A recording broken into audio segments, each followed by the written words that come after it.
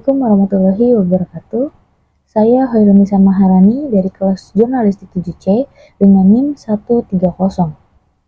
Di semester ini saya menjalani praktik jurnalistik di media Lentera Malam di bawah naungan PT Lentera Malam Production.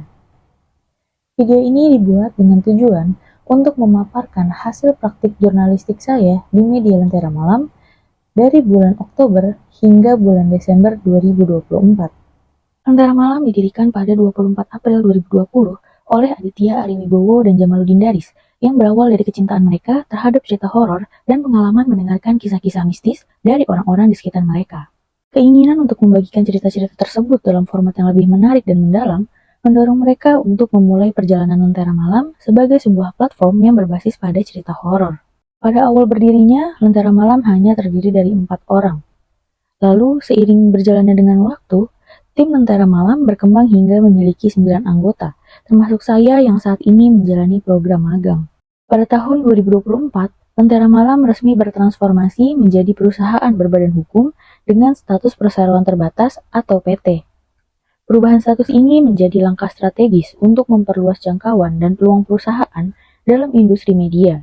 Selain itu, Lentera Malam kini telah meraih pencapaian besar dengan lebih dari 2,3 juta subscribers di YouTube yang semakin menunjukkan popularitas dan penerimaan audiens terhadap konten yang mereka hasilkan. Lentera Malam kini fokus bergerak di bidang podcast horor, menyajikan berbagai cerita mistis yang menegangkan dan menghibur bagi para pendengarnya. Segmen horor Saksi Misteri mengundang berbagai narasumber yang memiliki pengalaman langsung atau pengetahuan mengenai kisah-kisah horor, yang menjadikan setiap cerita yang dihadirkan terasa lebih hidup dan juga autentik. Selain segmen horor Saksi Misteri, Lentera Malam juga memiliki 2 segmen lainnya, yaitu Telusur dan Catatan Kelam. Telusur sendiri merupakan segmen yang membahas topik-topik dengan nilai sejarah dan budaya yang mendalam. Di segmen ini, Lentera Malam melakukan peliputan langsung bersama narasumber yang memiliki pengetahuan khusus mengenai peristiwa-peristiwa bersejarah atau lokasi-lokasi yang memiliki kaitannya dengan sejarah, termasuk tempat-tempat yang dikenal dengan kisah horornya. Sebagai contoh, segmen Telusur baru-baru ini mengangkat tragedi Semanggi I berkolaborasi dengan narasumber yang memiliki pemahaman mendalam tentang kejadian tersebut. Sebelumnya, segmen ini juga mengunjungi tempat-tempat dengan sejarah horor yang kuat untuk mengungkap kisah-kisah misteri yang mengiringi di tempat-tempat tersebut. Di sisi lain, Catatan Kelam lebih berfokus pada isu sosial yang sedang hangat diperbincangkan. Narasumber yang diundang di segmen ini adalah mereka yang memiliki keterlibatan langsung dalam isu-isu tersebut, untuk memberikan wawasan serta perspektif yang lebih mendalam dan juga otentik mengenai peristiwa atau topik yang sedang menjadi pembicaraan publik. Visi dan misi media Lentera Malam. Visi dari Lentera Malam menjadi platform terdepan dalam menghadirkan cerita horor yang autentik dan mendalam, serta memberikan ruang bagi diskusi isu sosial yang relevan melalui media podcast yang menarik, mendidik, dan menginspirasi pendengar di seluruh Indonesia. Misi dari Lentera Malam yaitu menyajikan konten horor berkualitas dengan narasumber yang berpengalaman dan tempat bersejarah yang memiliki kisah mistis, guna memberikan pengalaman mendalam bagi para pendengar.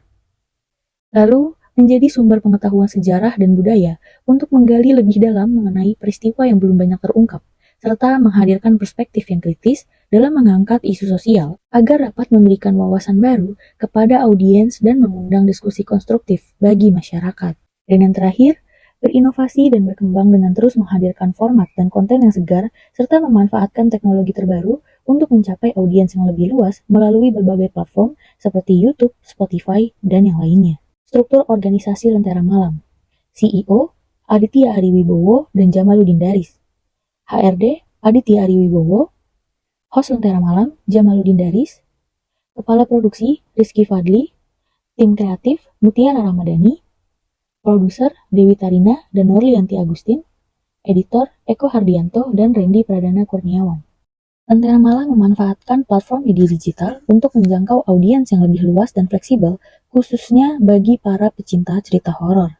Dalam dunia media yang semakin berkembang, pemilihan saluran yang tepat menjadi sangat penting untuk mendistribusikan konten secara efektif. Media digital memungkinkan Lentera Malam untuk hadir di berbagai platform yang dapat diakses oleh audiens kapan saja dan di mana saja, baik dalam format audio maupun video. Platform utama yang digunakan oleh Lentera Malam antara lain yaitu YouTube dan juga Spotify.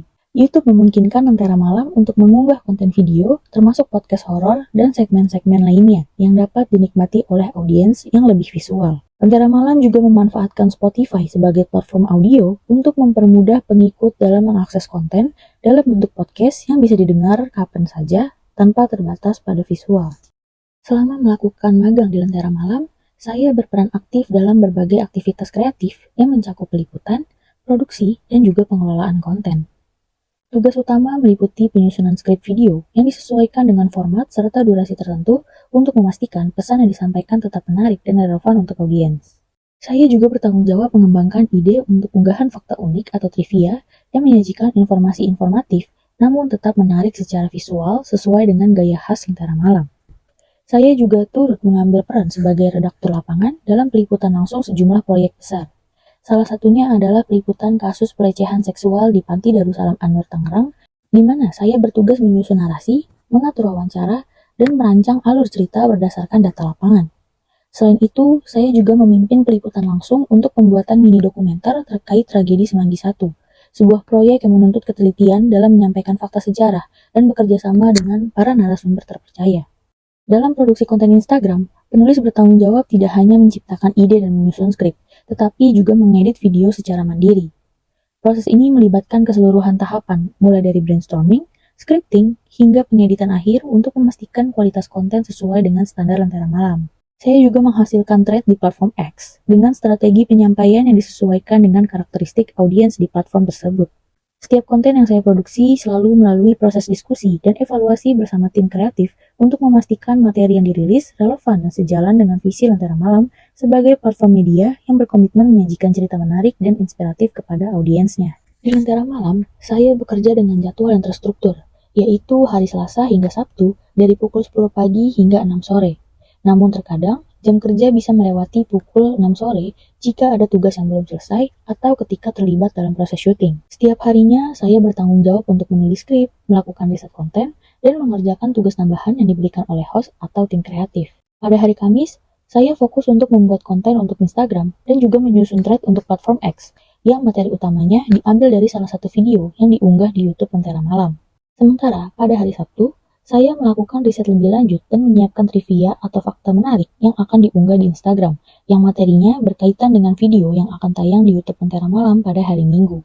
Semua yang saya lakukan, baik penulisan skrip, pembuatan trivia, maupun thread, selalu bertujuan untuk menarik lebih banyak penonton ke kanal YouTube Lentera Malam. Setiap konten yang dibuat selalu berkoordinasi dengan tim kreatif dan editor untuk memastikan kesesuaian dengan standar editorial dan tujuan media sosial Lentera Malam. Selain itu, setiap hari Selasa, kami rutin melakukan meeting mingguan yang bertujuan untuk mengevaluasi kegiatan selama seminggu sebelumnya dan juga merencanakan agenda ke depannya. Selain pekerjaan rutin tersebut, saya juga dipercaya untuk bertanggung jawab dalam proyek-proyek khusus yang diberikan oleh CEO dan host. Salah satu proyek besar adalah melakukan riset, mencari narasumber, melakukan peliputan langsung, serta menjadi produser dalam video mengenai kasus pelecehan seksual yang terjadi di Panti Asuhan Darussalam An-Nur Tangerang, yang kemudian diangkat dalam video segmen catatan kelam. Selain itu, saya juga mengajukan ide untuk pembuatan mini dokumenter mengenai tragedi Semanggi I yang diterima dengan baik oleh CEO dan juga host. Untuk kedua proyek tersebut, saya terlibat secara langsung dalam pengumpulan informasi dan produksi, baik peliputan di lapangan maupun saat di studio. Saya dapat melihat dengan jelas relevansi antara teori jurnalistik yang saya pelajari di kampus dan praktik yang dilakukan di lapangan. Salah satu teori utama yang terhubung erat adalah pentingnya penulisan skrip yang jelas, ringkas, dan mengutamakan objektivitas yang saya terapkan dalam setiap konten video dan postingan di media sosial. Skrip yang saya buat selalu mengikuti prinsip 5W plus 1H untuk memastikan informasi yang disampaikan lengkap, akurat, dan sesuai dengan kebutuhan audiens. Selain itu, teori mengenai etika jurnalistik juga sangat berperan dalam pekerjaan saya, terutama dalam peliputan langsung kasus sensitif seperti pelecehan seksual di Panti Asuhan Darussalam An-Nur dan juga mini dokumenter tragedi Semanggi I. Saya selalu berusaha untuk menjaga integritas dengan memastikan bahwa setiap informasi yang disampaikan berasal dari sumber yang dapat dipercaya dan tidak mengandung bias. Di sisi lain, teori tentang storytelling dalam jurnalistik membantu saya dalam menyusun narasi yang menarik untuk video dan media sosial, sehingga informasi dapat disampaikan dengan cara yang lebih engaging. Proses ini juga memperkuat pemahaman saya tentang pentingnya visual dalam jurnalisme, seperti yang dijelaskan dalam teori peran gambar dalam berita.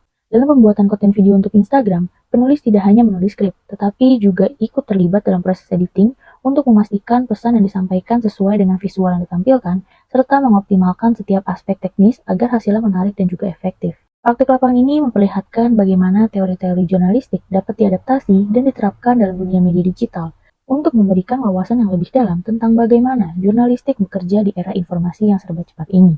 Saya memperoleh pengalaman yang sangat berharga yang memperkaya pengetahuan dan keterampilan saya dalam dunia jurnalistik.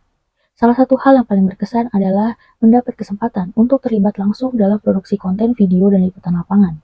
Dalam proyek-proyek seperti video catatan kelam dan juga mini dokumenter tragedi Semanggi 1, saya belajar menghadapi berbagai dinamika lapangan, dari wawancara dengan narasumber hingga penyesuaian dengan situasi yang seringkali tidak terduga. Saya harus cepat beradaptasi dan memanfaatkan pengetahuan yang sudah saya pelajari. Keterampilan ini sangat berharga, terutama ketika menghadapi deadline yang ketat untuk menyelesaikan artikel atau video yang harus segera dipublikasikan. Selain itu, pengalaman bekerja sebagai bagian dari tim kreatif juga membuka wawasan saya mengenai pentingnya elemen visual dalam menyampaikan informasi. Saya belajar mengenai teknik-teknik pengambilan gambar yang efektif, serta pemilihan komposisi, pencahayaan, dan timing yang tepat.